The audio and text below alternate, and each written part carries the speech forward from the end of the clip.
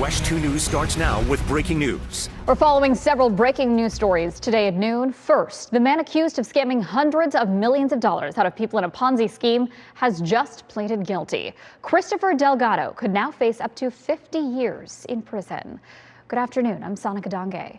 WESH 2's Bob Hazen was in the courtroom as Delgado admitted he defrauded people.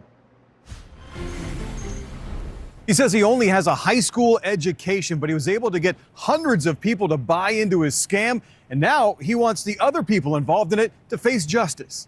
Mr. Delgado, how much time do you think you're going to get? Christopher Delgado said nothing before heading into federal court, but several of his victims were here, and one of them heckled Delgado on the way in. Yeah, you look scared. You should be.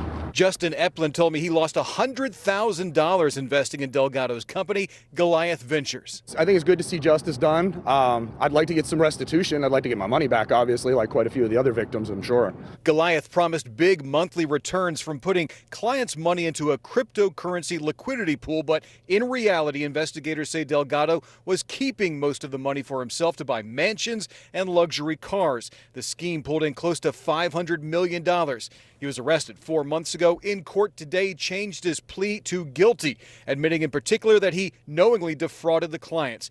Prosecutors say there have already been contacted by at least 1,600 potential victims.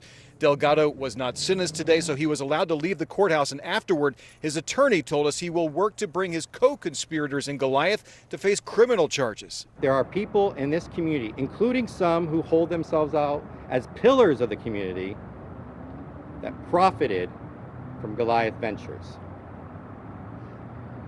They may try to distance themselves from this matter, but they cannot run from the facts.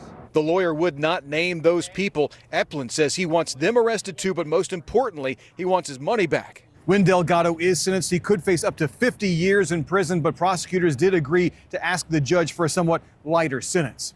Covering Orange County in Orlando, Bob Hazen, WESH 2 News.